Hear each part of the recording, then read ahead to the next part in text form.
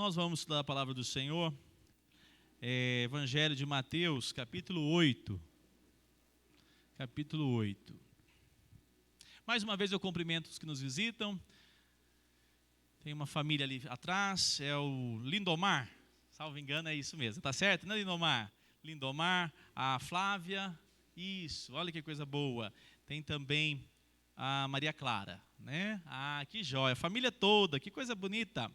Deus abençoe vocês de uma maneira especial. Vocês que nos visitam, salvo engano, é a primeira vez, né? Outros já estão conosco já há algumas semanas. Que coisa boa vê-los novamente, né? Tem um rapaz ali com a Stephanie. Deus abençoe sua vida, viu? Deus te cubra de graça. Muito bem-vindo. Então vamos lá. Evangelho de Mateus, capítulo 8. Eu vou ler do verso 5 em diante.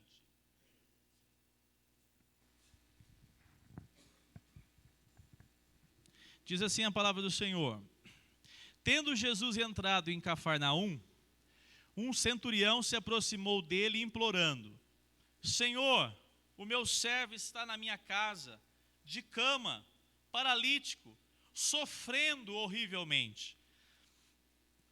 Verso 7. Jesus lhe disse: eu vou curá-lo, eu vou lá curá-lo. Verso 8. Mas o centurião respondeu: Senhor, não sou digno de recebê-lo em minha casa, mas apenas mande com uma palavra e o meu servo será curado. Porque também eu sou homem sujeito à autoridade. Tenho soldados às minhas ordens, e digo a este: vá, e ele vai, e a outro: venha, e ele vem, e ao meu servo: faça isto, e ele o faz. Ao ouvir isso, Jesus ficou admirado, e disse aos que o acompanhavam: em verdade lhes digo, que nem mesmo em Israel encontrei fé como esta. Digo a vocês que muitos virão do Oriente e do Ocidente e tomarão lugar à mesa com Abraão, Isaque e Jacó no reino dos céus. Mas os filhos do reino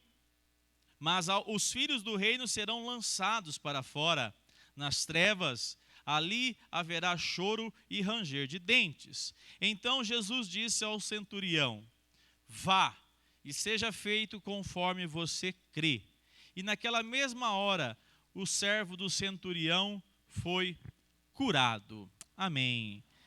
Senhor, obrigado pela tua palavra. Edifique as nossas vidas nesta hora, Senhor. Nós somos dependentes do teu Espírito. Aplique essa palavra ao nosso coração, em o nome de Cristo Jesus. Amém. Meus irmãos, hoje nós demos uma pausa na nossa série no livro de Neemias, Esdras e Neemias.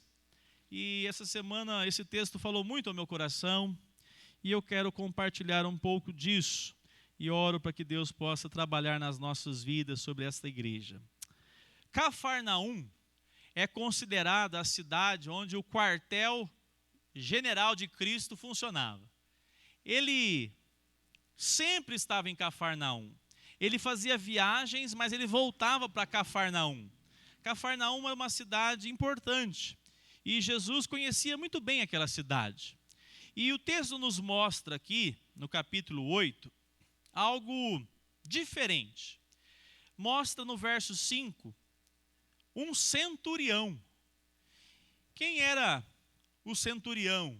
O centurião, ele era, na verdade, um oficial romano. Ele não era judeu. Ele não tinha uma linhagem entre os israelitas. Centurião, ele comandava 100 homens.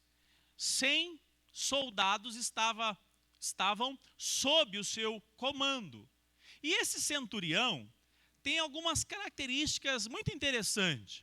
Porque, afinal de contas, ele é um romano. Ele não é nem israelita, ele não é um judeu. Mas ele apresenta algumas características muito interessantes. Nessa noite eu quero trabalhar sobre o seguinte tema: a fé salvadora. A fé salvadora. nós temos necessidade de salvação em vários níveis, sobretudo a nossa caminhada aqui com destino ao reino do Senhor Jesus. Essa é a salvação que nós só temos em Cristo. E nós sabemos que a palavra do Senhor nos aponta que Cristo é aquele que veio para salvar os seus, o seu povo, dos seus pecados. Amém? Você se considera fazendo parte desse povo que foi salvo por um Redentor que perdoa os seus pecados? Esse já é um ponto importante. E eu quero então mencionar alguns aspectos. Verso 5 e 6, nós vamos destacar algo aqui. Havia uma grande necessidade acontecendo ali no contexto desse centurião. De onde Jesus estava vindo? Jesus estava vindo do chamado sermão, ele deu vários ensinos no monte, ele reuniu um grande grupo de pessoas e pregou o evangelho, anunciou o reino dos céus. É através do seu sermão, da mensagem que ele trouxe, é que ele diz: bem-aventurados os pobres em espírito, porque deles é o reino dos céus. Bem-aventurados os que choram, porque serão consolados. Bem-aventurados os mansos, porque herdarão a terra. Bem-aventurados os que têm fome e sede de justiça, porque serão saciados. Bem-aventurados os misericordiosos, porque alcançarão misericórdia. E esse texto todo mostra Jesus pregando o evangelho, pregando a própria pessoa dele, dizendo: eu estou apresentando um novo caminho, e esse caminho agora se passa, ou melhor, acontece por meio da minha pessoa. Agora Jesus, depois que desceu desse monte, estava lá agora retornando para a cidade. No início do capítulo 8, diz que havia um leproso. Está com a sua Bíblia aberta? Sempre com a sua Bíblia aberta. No capítulo 8, verso 1, diz assim que Jesus desceu do monte e grandes multidões o seguiram.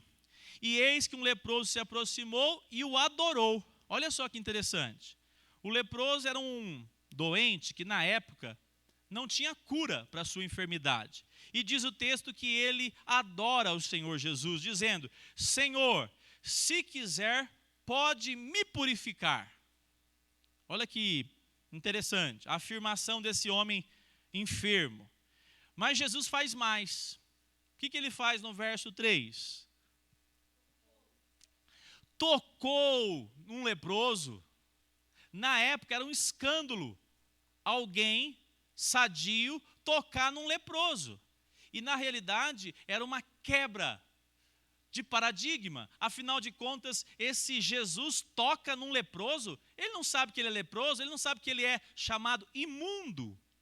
E é interessante que o texto nos mostra que esse homem recebe a palavra de Jesus: quero sim, fique limpo.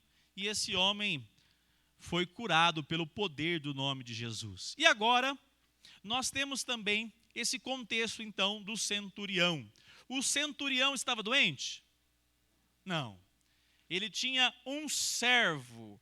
Ele tinha um servo que estava doente, um funcionário que estava doente. E qual era a situação dele? Diz o texto: sofrendo horrivelmente. Tanto que esse centurião olha aquela cena e vai procurar socorro.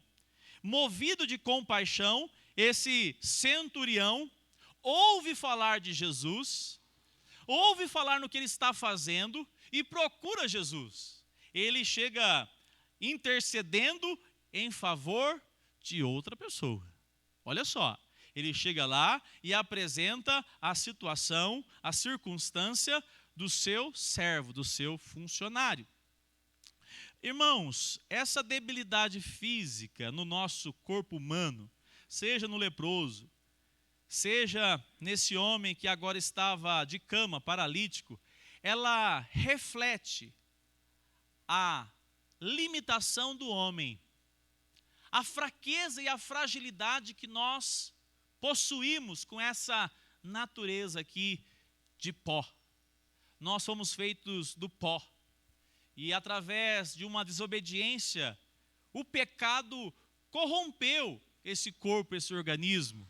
E agora nós morremos.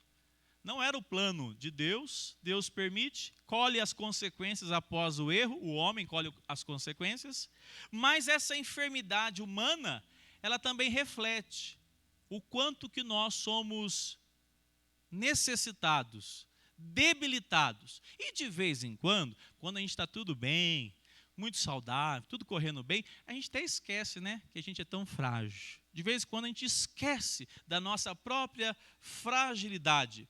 E o que está acontecendo? Há um desconforto, há um sofrimento. O sofrimento era tão grande que esse homem começa agora a ficar angustiado e vai atrás de Jesus. Meus irmãos, há momentos em que o dinheiro, né? Há momentos que a sua estrutura familiar, o planejamento que você fez para 2020, 2021, 2022, tudo cai por terra diante do inesperado, diante daquilo que você não consegue controlar, diante, por exemplo, de uma enfermidade, diante de uma situação que rouba o seu controle e de modo que mostra o quão pequeno eu e você nós somos. Não é assim? Esse ambiente agora está propício a uma ação sobrenatural. Aonde manifesta a dependência, ou melhor, a limitação do homem, se revela o poder de Deus. É assim que o Senhor Jesus lidava com as pessoas. Elas vinham para Ele quando elas não tinham mais condições. Haja vista, quando Ele curou, quantos leprosos que foram pedindo para Ele? 10 leprosos, não foi isso? Ele curou os 10. E depois que eles estavam sadios, eles fizeram uma selfie e falou, até logo, Jesus, né? Não voltaram para Jesus para dizer, tu és Senhor. E diante do Senhor eu me prostro, porque tu és não apenas um curandeiro, tu és o próprio Senhor, tu és o próprio Deus. Essa relação agora nos mostra que o centurião chega diante de Jesus, mas vamos lembrar quem era esse centurião. O centurião, ele era um homem privilegiado na sociedade de Israel. Ele estava ali onde as pessoas, todas que estavam em volta, inclusive os religiosos, tinham que reconhecer a grandeza que esse homem possuía. O centurião é um oficial, e não é um oficial do meio do povo de Israel, é um oficial romano. E mais, ele tem a condição, inclusive ele disse daqui a pouco, de ter uma palavra de ordem sobre as pessoas. E as pessoas se submetem às suas ordens. Mas o que ele faz? Diz o texto, que esse homem abre mão de todo o seu orgulho, de toda a sua posição, de toda a sua vaidade, e chega diante daquele que é chamado Nazareno, aquele que nasceu, foi criado na região de Nazaré, um homem simples, mas que ele sabia, esse tem poder para de fato transformar o que nós estamos vivendo. E esse homem se achega diante de Jesus, e ele clama, ele suplica, diante de uma grande necessidade. Eu quero afirmar nessa noite, você tem uma grande necessidade? Tem aí no seu coração uma lista, você fala, essa aqui é uma grande necessidade na minha vida. É uma grande necessidade na vida dos meus filhos, dos meus netos. É uma grande necessidade na minha própria caminhada. Nós temos grandes necessidades. Se formos apresentar, nós poderíamos contar várias necessidades grandes. Mas o texto nos mostra que essa é uma relação para apresentar você e eu como necessitados do poder de Jesus Cristo.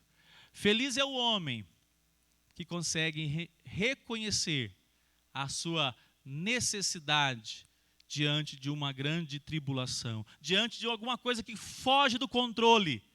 Feliz, abençoado, bem-aventurado. A palavra do Senhor nos mostra um segundo aspecto agora no verso 7. Diz assim o texto, verso 7 do capítulo 8.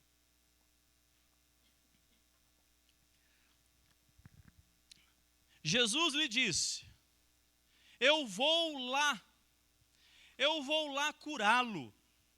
Olha que interessante. E eu quero que você faça aí um exercício aí. Vai pegar comigo e vai abrir com o seu dedinho aí ainda em Mateus, lá em Lucas, capítulo 7.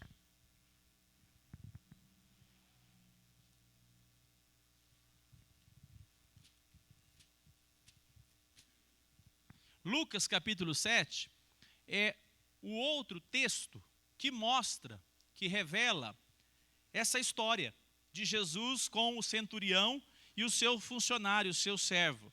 Aqui em Lucas, capítulo 7, nos mostra algo. Olha só que interessante. Capítulo 7 de Lucas, verso 4. Verso 3. Quando o centurião ouviu falar a respeito de Jesus, enviou-lhe alguns anciãos dos judeus, pedindo-lhe que viesse curar o seu servo. Olha só o que os anciãos fizeram. Verso 4. Estes, aproximando-se de Jesus, lhe pediram com insistência: ele merece a sua ajuda, porque é amigo do nosso povo. E ele mesmo construiu a nossa sinagoga. Olha só, que bom argumento. Jesus teve que ouvir isso e... Eles argumentaram, olha, se tem alguém no nosso meio que tem mérito para receber uma dádiva, é esse homem.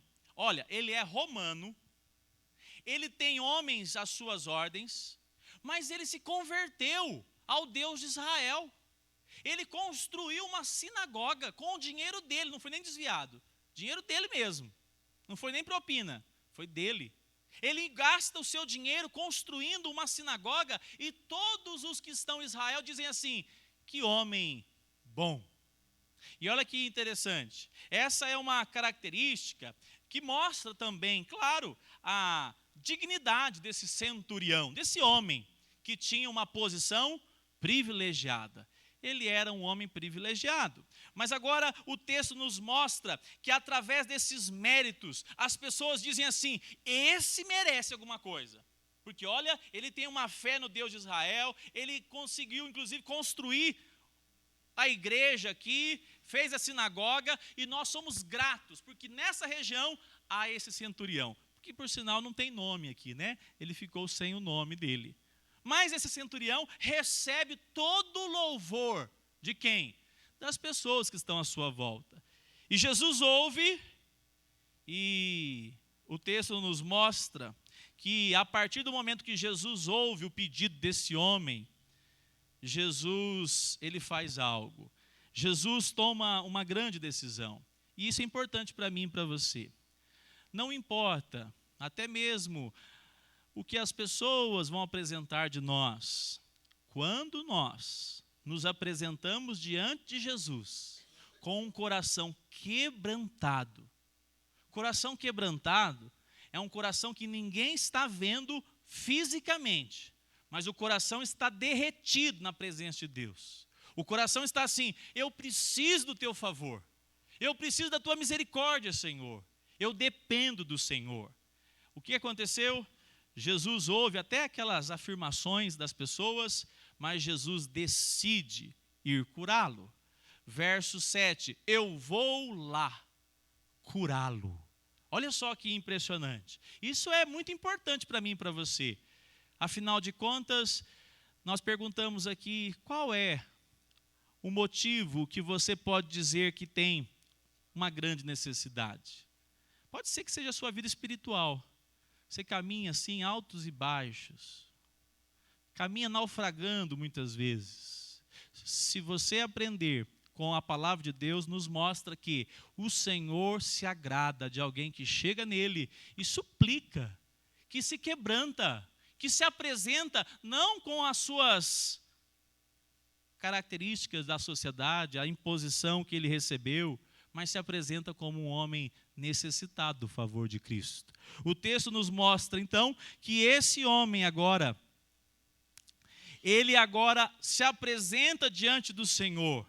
Ele se apresenta diante do Senhor Jesus e tem uma máxima que é importante para mim e para você, inclusive que veio hoje aqui.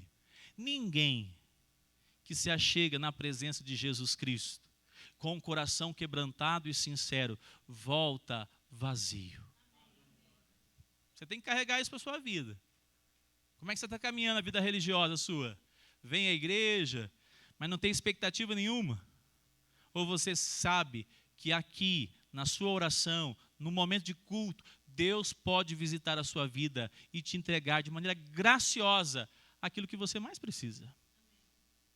Ver a obra dele acontecendo na sua família, ver a obra dele acontecendo na sua história. Ah, meus irmãos, nós precisamos aprender esse caminho do quebrantamento. Charles Spurgeon diz algo muito interessante. Ele diz assim: a fé, ela não é vista pelos méritos que possui, mas não é pelo mérito, mas pela miséria que deve ser diante do nosso bendito Senhor e Salvador Jesus Cristo. Quem entendeu? Como é que você chega? Vou dar um exemplo bem prático, né? Como é que você chega no culto? Né? Como é que você chega no culto? Você chega assim, meio atropelado, sem o coração de fato ligado em Deus, dizendo assim: ah, eu já frequento a igreja há muitos anos. Não, eu já sou presbítero, sou pastor. Ah, eu faço isso, faço aquilo. E o seu coração é soberbo. Por quê? Porque você confia nos seus méritos. Eu posso confiar nos meus méritos. E sabe o que acontece?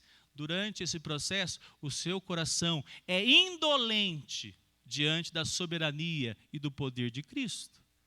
Charles Spurgeon, dizendo assim, ele diz: não é o mérito, mas a miséria. Se tem algo que chama a atenção de Jesus, não são as nossas características positivas, mas o quanto que o nosso coração se humilha quando é confrontado por Ele. O quanto que nós nos dispomos a falar: Senhor, trabalhe na minha vida. Não permita, Senhor, que eu ande todos os dias da minha vida sem reconhecer a Tua autoridade, o Teu senhorio na minha história. O centurião deu uma lição boa para a gente. Ele tinha posses, ele tinha autoridade, ele tinha um bom salário, ele tinha uma boa vida em Israel. Mas o que ele faz? Diante de Jesus, ele suplica em misericórdia, dizendo: Senhor, eu preciso de Ti, me socorra. Me socorra. E essa apresentação agrada ao Senhor Jesus. E eu quero convidá-los, meus irmãos, toda vez que você vier cultuar o nosso Deus, toda vez que você se reunir na sua casa para orar, não faz isso pensando naquilo que você vai fazer amanhã, depois. Concentre o seu coração na presença do Senhor, se quebrante na presença do Senhor e você será agraciado. Como é que foi a oração do publicano?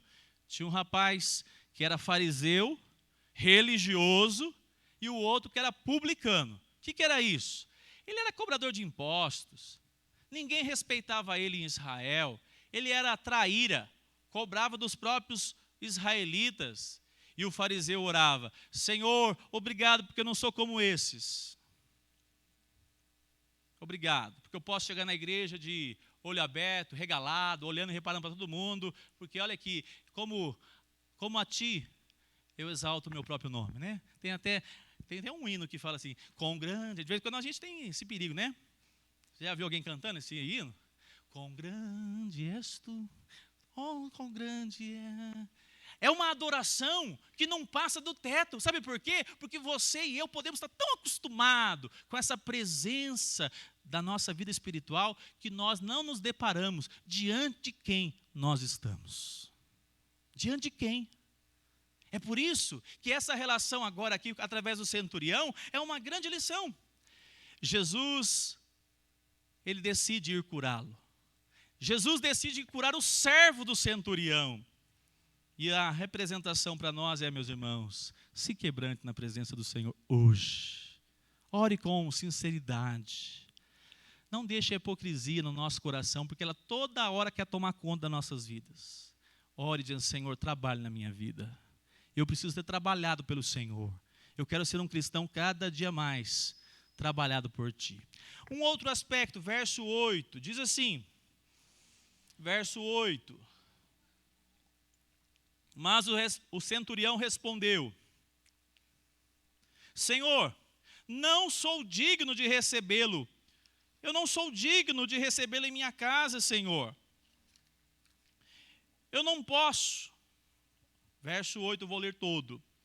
Senhor, não sou digno de recebê-lo em minha casa, mas apenas mande com uma palavra e o meu servo será curado. Verso 9, porque também eu sou homem sujeito à autoridade, tenho soldados e as minhas ordens, e digo a este, vá, e ele vai, e a outro, venha, e ele vem, e ao meu servo, faça isto, e ele o faz. Vamos juntos o verso 10, vamos lá? Ao ouvir isso, Jesus ficou admirado e disse aos que o acompanhavam, em verdade lhes digo, que nem mesmo encontrei fé como esta. Verso 11, eu vou ler sozinho, diz assim, digo a vocês que muitos virão do Oriente e do Ocidente, e tomarão lugar à mesa com Abraão, Isaque e Jacó no reino dos céus. Mas os filhos do reino serão lançados para fora, nas trevas.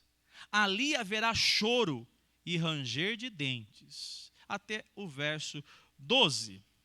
Jesus havia agora curado já um leproso, tocado no leproso. Custava ele na casa do paralítico, na casa do centurião? Não. Ele já tinha mostrado que ele não se apegava a essa questão, quem que você é. Ele não se apega. Ele se apega se o coração está lá quebrantado. E Jesus podia ir lá na casa do centurião. Mas o centurião, ele exercia autoridade. Ele sabia como é que funciona esse negócio de dar uma ordem e ter que obedecer. E essa relação agora, ela é muito espantosa. Imagina um centurião que não precisa de nada. O problema não é nem com a vida dele. Mas ele se coloca debaixo, sob a autoridade de Cristo. E essa é uma marca maravilhosa na vida desse homem. O coração dele é quebrantado para se colocar debaixo da autoridade de Cristo. Quem decide, quem dá a palavra verdadeira, quem dirige a história, quem criou os céus e a terra, não sou eu, é o Senhor. O Senhor é maior, o Senhor é poderoso. E eu me coloco, apesar de que as pessoas me reconhecem, dizem que eu sou digno, eu não sou digno de nada. Eu estou debaixo da tua autoridade. Esse homem se coloca debaixo da autoridade. Esse homem agora apresenta, através dessa prática de quebrantamento, uma decisão. Dê uma palavra, Senhor, e o servo será curado. Amados irmãos, nós temos sempre o desejo de nos aproximarmos do Senhor Jesus e vivermos a vida cristã que agrada ao Senhor Jesus. Mas de vez em quando, nós temos que lembrar que Jesus é poderoso e que nós queremos ver a ação de Jesus acontecendo. De vez em quando eu fico meio preocupado. Se tem alguns crentes que dizem que são crentes em Cristo Jesus e que reconhecem que de fato Jesus tem autoridade. Eu creio que até reconhece, declara. O problema é que muitas vezes na caminhada não se submetem à autoridade de Jesus. E o que é não se submeter à autoridade de Jesus? É quando você tem a palavra de Deus nas suas mãos e Ele diz que toda autoridade me foi dada nos céus e na terra. Então agora vão. E eu fico pensando se não é justamente começando na sua casa, que você precisa ver a manifestação do poder de Cristo, alcançando a sua família, alcançando aqueles que estão debaixo da tua tutela, do teu cuidado. Quantos oram por alguém dentro de casa? Pela família, os filhos, irmãos, pais. Mas essa relação agora nos mostra que esse homem, ele apresenta uma fé confiada na palavra de Jesus. O senhor não precisa ir lá não. Só do senhor falar, já vai acontecer. E de vez em quando nós, como crentes, nós só aguardamos o céu e Jesus recebendo nós lá, e a gente vai celebrar para o resto da vida, a eternidade. O resto da vida é uma coisa impressionante, né? Eternidade lá. E de vez em quando aqui, você não se submete à autoridade que Jesus tem. Sabe como que você não se submete? Quando você não confia na palavra do Senhor Jesus. Não ler a palavra do Senhor, não meditar na sua palavra, é não se colocar subjugado, abaixo da autoridade de Cristo. Como é que o seu coração fica quando você lê a palavra de Deus? Quando é que você medita na palavra de Deus? Como é que o seu coração fica? Fervoroso, desejoso de ver a manifestação do poder de Deus. Agora, esse homem diz de longe. Muitos vão dizer que o encontro foi através de mensageiros. Jesus nem encontrou presencialmente o centurião. Lucas vai dizer muito em cima disso. O centurião manda pessoas e diz assim: eu não sou digno, pode avisá-lo que não precisa entrar na minha casa não. Manda ele dar uma palavra, e uma palavra vai transformar a realidade do meu servo. Meus irmãos, eu quero apresentar esse aspecto na nossa caminhada, esse ponto tão importante. Se submeta à autoridade da palavra de Cristo na sua história. Sabe como é que você faz isso, meu irmão? Lendo a sua palavra, lendo a palavra do Senhor Jesus, se submetendo à autoridade. Se você quer de fato experimentar da manifestação de Cristo na sua vida, você precisa se submeter à autoridade da sua palavra. Amém? Caminhando para nós terminarmos, acontece agora algo aqui que nos chama a atenção.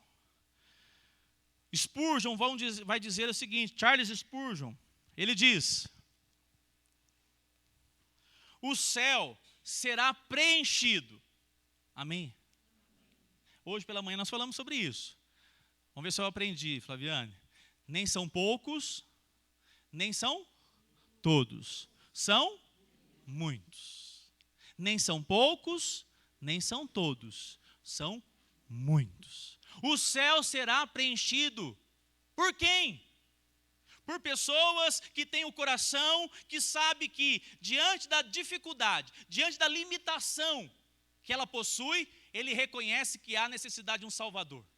Um segundo aspecto, ele encontra diante dos seus dilemas, diante da sua situação, ele se apresenta confiado que Jesus pode agir, porque ele nunca rejeita um coração que se quebranta na presença dele. Amém? Até aí caminhamos bem. Agora olha só que interessante. Quando nós nos deparamos com esse contexto aqui, há uma fé que chama a atenção de Jesus. E a fé foi enaltecida. A fé foi enaltecida a ponto de Jesus dizer assim: nem Israel, verso 10. Ao ouvir isso, Jesus ficou admirado e disse aos que acompanhavam: em verdade lhes digo que nem mesmo em Israel encontrei fé como esta. Verso 11: digo a vocês que muitos virão do ocidente. Você pode dizer até um amém, né? Porque a gente está no ocidente, né? Veio de lá, daqui para lá, né? Amém. Muitos virão do oriente e ocuparão a cadeira daqueles que estavam lá pertinho. Charles Spurgeon diz assim, uma afirmação categórica. Ele diz: o céu será preenchido. Se os prováveis não vierem, os improváveis virão. Amém. Chegou até nós. Chegou até nós. Nós não éramos os prováveis. Os prováveis reconhecia que Deus iria enviar um Messias, um Salvador, menos a pessoa de Jesus. E muitos morreram nesta vida. E diz o texto, foi Jesus que falou. A mesa estava preparada para eles. Olha só, verso 12. Verso 11 ainda. Virão do oriente, do ocidente e tomarão o lugar à mesa com quem? Olha lá, Abraão, com Isaac e Jacó no reino. Mas e os outros que rejeitaram? Que não se submeteram nem à grandeza do Senhor, nem à sua graça e quebrantamento diante dos pecadores. Se não se humilhou diante dele, qual que vai ser o destino? Mas os filhos do reino serão lançados para fora, nas trevas, e ali haverá choro e ranger de dentes.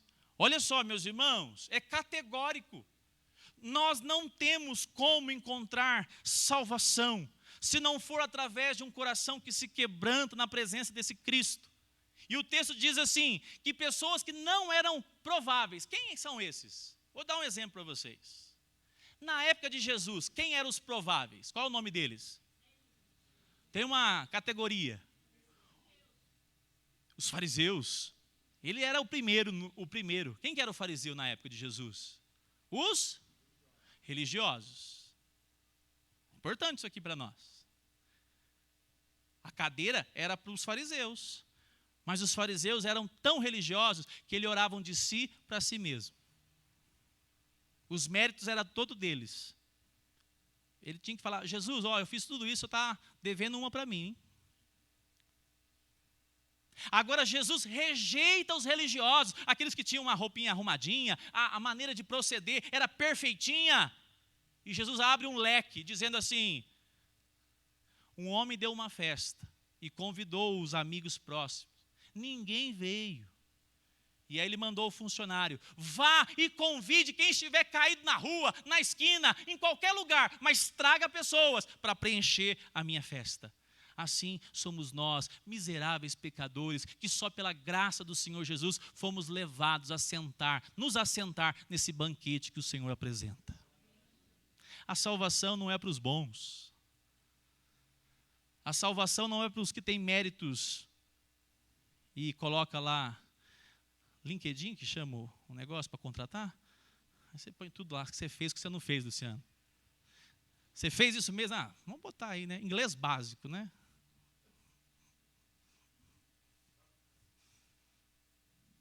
A nossa relação, meus irmãos, é diante do Senhor Jesus, com um coração limpo.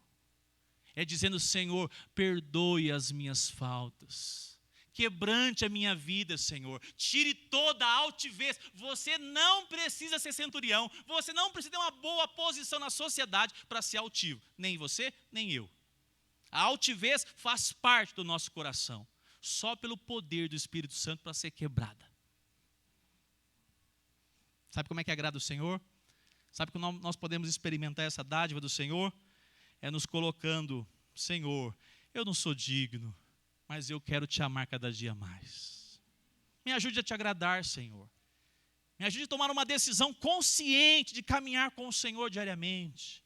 Eu quero confiar na palavra do Senhor. Amados irmãos, eu concluo nesta noite apresentando 3 aplicações para nós terminarmos. A fé que nós temos em Cristo veio dele. Nós falamos pela manhã. Mas a fé que honra Jesus, Jesus honra a fé. Louvado seja o nome do Senhor. Porque tem muita gente no Brasil que tem fé, ainda mais nesse momento de apostas, tem fé em tudo. Mas ter fé na pessoa de Jesus é diferente. Ter fé na pessoa de Jesus e dizer, Senhor, tem misericórdia de mim, trabalhe na minha vida, molda o caminhar.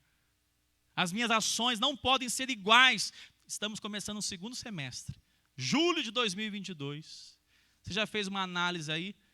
Como é que foi o seu primeiro semestre? Você já projetou como é que você vai andar com Cristo no segundo semestre? Um casamento mais abençoado. Obediência aos pais, submissão aos pais, namoro santo, consagração na vida doméstica, culto familiar. Qual é o projeto que o Senhor trouxe no seu coração em 2022 aí para começar? Comece pensando já hoje.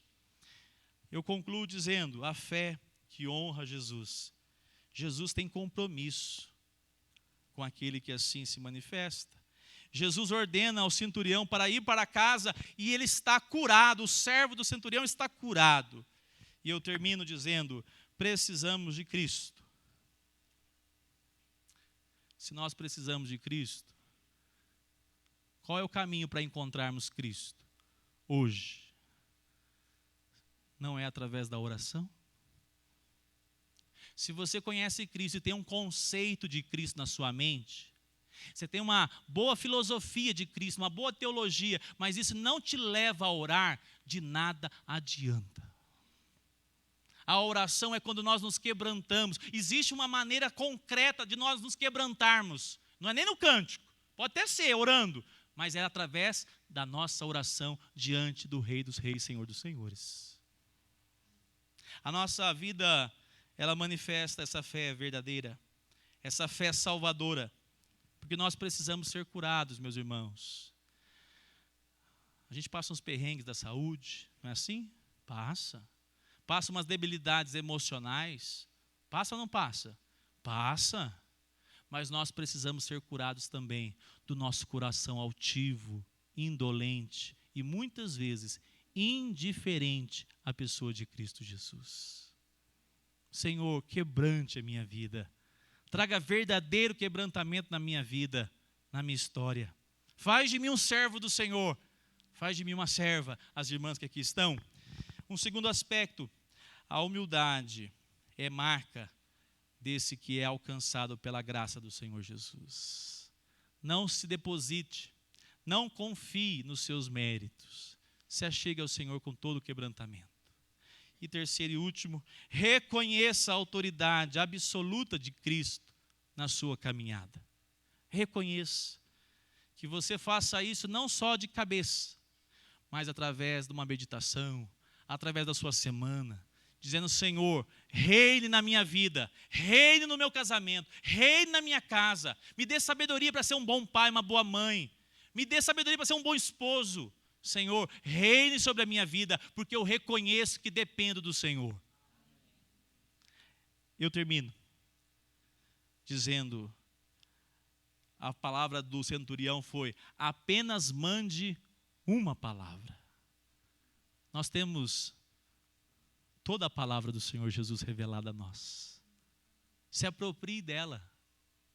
E você vai viver lá na faculdade, Marina, uma vida onde todo mundo acha que é impossível de viver uma vida santa, que glorifique o Senhor Jesus, mesmo pecador e pecadora como nós somos, mas uma vida que deseja Cristo, uma vida reta, uma vida na caminhada do dia a dia, desejosos de agradar, de louvar o nome de Cristo. Por quê? Porque nós estamos confiados no projeto que Ele deu, a palavra que Ele nos deu é uma segurança para nós um dia estarmos com Ele eternamente.